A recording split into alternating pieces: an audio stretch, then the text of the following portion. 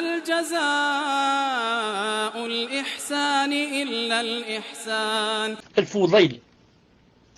Al-Fudayl rahimahullah a dit, si tu peux ne pas être connu, fais-le. Et tu ne rien à ce qu'on ne te fasse pas des éloges.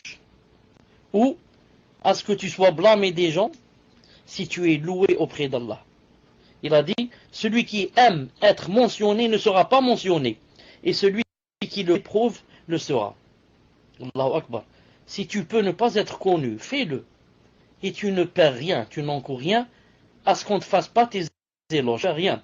Et tu ne perds rien aussi à ce que tu ne sois pas blâmé des gens. À ce que tu sois blâmé des gens. Si tu es loué auprès d'Allah, tu ne perds rien. Il a dit, celui qui aime être mentionné ne sera pas mentionné. Et celui qui n'aime pas être mentionné le sera. C'est tout à fait le contraire. Je reprends. Ça parle ici de réputation. Le musulman, il vit pour subhanahu wa ta'ala. Il ne vit pas pour la gloire et la vie. Quelqu'un par exemple qui est acteur ou qui est chanteur ou qui est, plus il est connu, plus ça lui fait plaisir. Plus il est réputé, plus il a atteint son but. Le croyant, c'est tout à fait le contraire. Allah subhanahu wa ta'ala le connaît. Allah ta'ala me connaît. C'est lui qui m'a créé. Donc, je n'œuvre que pour lui. Je n'ai pas d'autre intention. C'est pour ça que même en islam, les savants disent, quand quelqu'un commence à chercher la science, par exemple à apprendre la science, il ne doit pas mettre dans son but et dans son intention que connu. J'apprends pour devenir savant et pour être connu.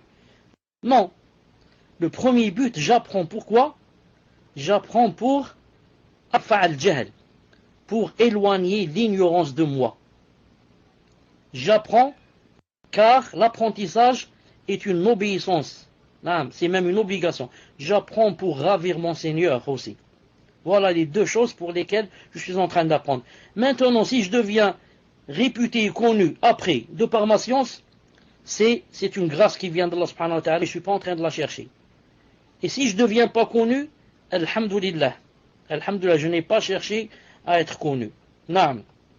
Donc il a dit, si tu peux ne pas être connu, fais-le. Et tu ne perds rien à ce qu'on ne te fasse pas tes éloges. Naam. Qu'est-ce que tu perds quand les gens ne te font pas des éloges? Ils ne disent pas celui-là, il est machallah, il est connu, etc. Naam. Ou que tu ne sois pas blâmé des gens si tu es loué auprès d'Allah. Si Allah subhanahu wa ta'ala t'aime, et tu es loué auprès de lui, il te fait des éloges devant les anges, comme dans le hadith authentique. Il te fait des éloges devant les anges.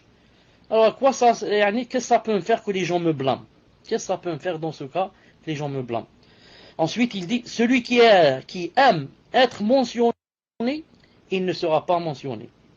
Celui qui aime comme ça être connu et qu'il soit réputé, bien sûr, il ne le sera pas. Non, il ne le sera pas. Et celui qui ne cherche pas cela, il le sera. Je donne un exemple très simple. Un exemple très simple. Nawawi rahimahullah, son livre qui s'appelle Riyad al-Salihin, chronique chaque samedi. Autant de Nawawi rahimahullah, autant de lui, en son temps, il n'y avait ni télé, ni internet, ni radio, SMS, ni.